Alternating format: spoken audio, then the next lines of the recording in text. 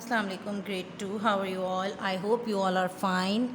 How was your Eid holidays class? I hope you all have enjoyed your vacations with your sacrificed animals like cow or goat. Yes, class. Let's come to the studies now. Today we are going to read new poem. That name of the poem is Conversation. The name of the poem is Conversation. What is the meaning of conversation? जब दो लोग आपस में बात करते हैं तो हम उस बात को क्या कहते हैं? Conversation. That is on page number 17. So open page number 17. Conversation. This is a conversation between two animals, a cat and a mouse. As you can see in this picture, a cat and a mouse.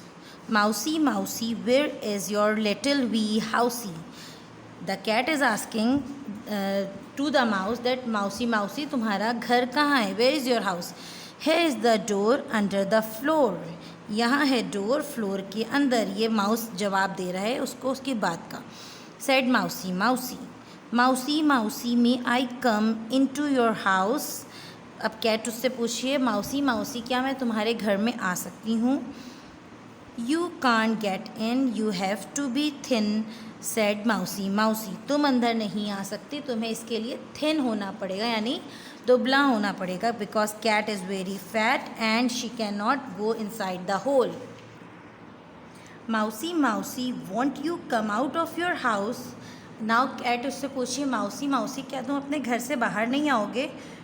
I am sorry to say I am busy all day, said Mousy Mousy. तो mouse ने जवाब दिया कि I am sorry कि मैं सारा दिन बहुत बिजी हूँ, इस वजह से मैं बाहर नहीं आऊँगा. Do you think that Mousy is busy all the day? Why he is not coming out? Yes, Mousy is not busy for whole the day, but he is not coming out because he knows that if he will come out, the cat will eat him up. Cat उसे खा जाएगी अगर वो बाहर आएगा, इस वजह से ये माउस बाहर नहीं आ रहा.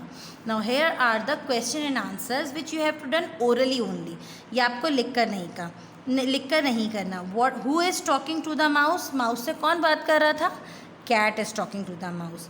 What does the cat want to do? Cat क्या चाहती थी कि माउस बाहर आ जाए? Cat want to the mouse to come out from the house. What does the mouse tell the cat? Mouse ने क्या कहा टेल से cat से? Mouse tells the mouse tells the cat that he is very busy.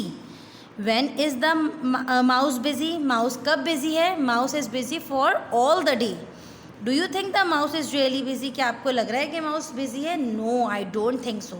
Because mouse is not coming out, that cat will eat him up.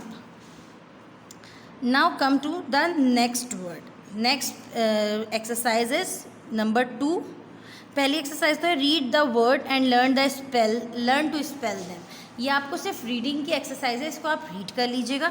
Exercise number 2 is find rhyming words of the following. आपने class 1 में rhyming words किया था.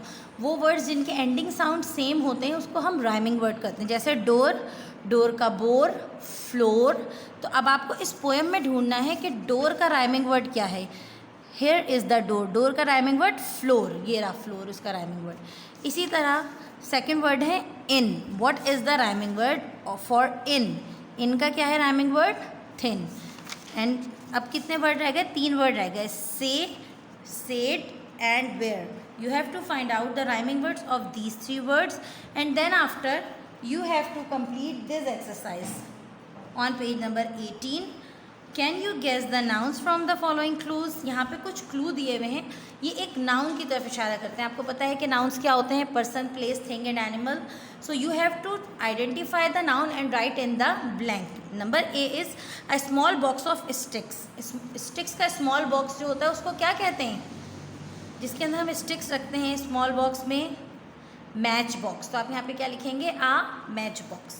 Something we put a letter in. कोई ऐसी चीज़ जिसके अंदर हम letter रखें. वो कौन सी चीज़ होती है जिसमें हम लेटर रख के पोस्ट करते हैं?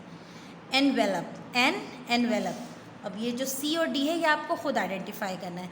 We put on the light with this. हम इसके ज़रिए लाइट ऑन करते हैं.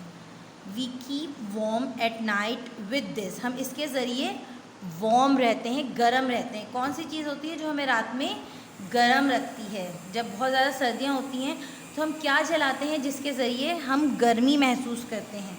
You have to complete this sentence. This is all your work to do in the book. ये आपका सारा काम है जो कि आपको बुक में ही कंप्लीट करना है। You have to read the poem again and again and then you have to complete all the work in the book. This is your work for today. Thank you and अल्लाह हाफिज़।